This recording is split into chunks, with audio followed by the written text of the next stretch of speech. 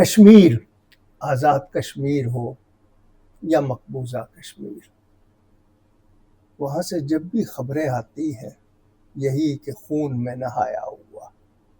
کیوں؟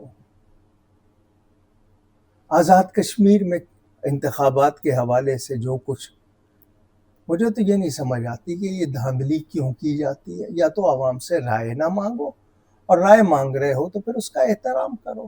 اگر کسی اور جگہ فیصلے ہونے ہیں تو پھر آپ کو یہ اتنا خرچہ کرنا، اتنا ڈرامہ کرنے کی ضرورت کیا ہے؟ جب آپ نے عوام کی رائے کو ماننا ہی نہیں ہے، شمار ہی نہیں کرنا، بلکہ خود ہی طے کرنا ہے. آج تک دعویٰ ہے جی 45 نمبر فارم والے اور 47 نمبر فارم والے کون ہیں جنہوں نے صحیح حکومت بنائی ہوئی ہے، کون ہیں جو غاصب ہے، اور کیا ہے. مسلمانوں کے حوالے سے ان باتوں پر افسوس ہوتا ہے. کشمیر کے معاملے کو حکمت عملی سے طے کریں. مسلمان ہیں تو مسلمانوں کے ساتھ اچھا سلوک کریں، اور دنیا یہیں رہ جائے گی. پہلے لوگ کیا لے گئے، ان سے سیکھیں. فرعون کی لاش آج بھی آپ کو سبق دے رہی ہے. دنیا کے لالچ کرنے والوں انجام دیکھ لینا. اگلی بات یہ ہے کہ بلوچستان سب سے بڑا رقبہ ہے صوبے کا، مگر وہاں پر آج تک محبت کا بیج نہیں بویا جا سکا. نفرتیں کیوں ابھر کے آ رہی ہے؟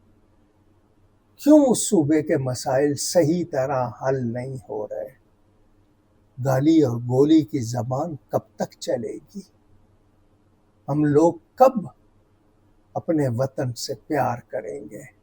اور اس کے ہمارے اندر یہ نفرتیں، یہ پنجابی ہے، یہ سندھی ہے، یہ مہاجر ہے، یہ پٹھان ہے، یہ وہ ہے، یہ وہ ہے. مسلمان ہو کر تعصبات، جاہلیت.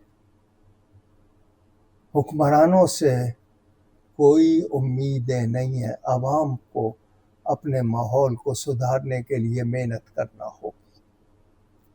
یہ حکمران صرف غیروں کو خوش کرتے ہیں، یہ اللہ اور اس کے رسول کو خوش نہیں کرتے.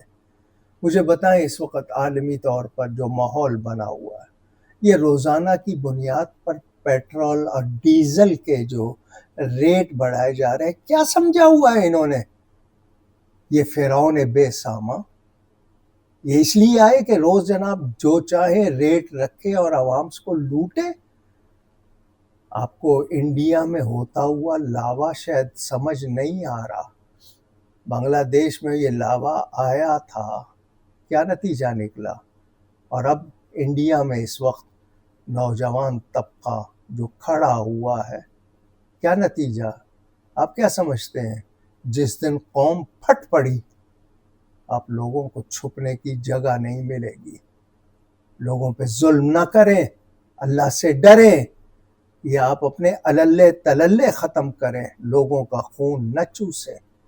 ظلم کیا ہے آپ نے، بہت کیا ہے. اور نظام عدل کو درست کریں. میرٹ ہر شعبے میں ہونی چاہیے. آپ کے نا انصافیوں نے لوگوں میں نفرت پیدا کر دی ہے. حکمرانوں میں اور عوام میں کوئی اعتبار، کوئی اعتماد نہیں ہے. آپ کے جھوٹ اتنے ہیں اور آپ کے تضاد اتنے ہیں کہ لوگ پریشان ہیں.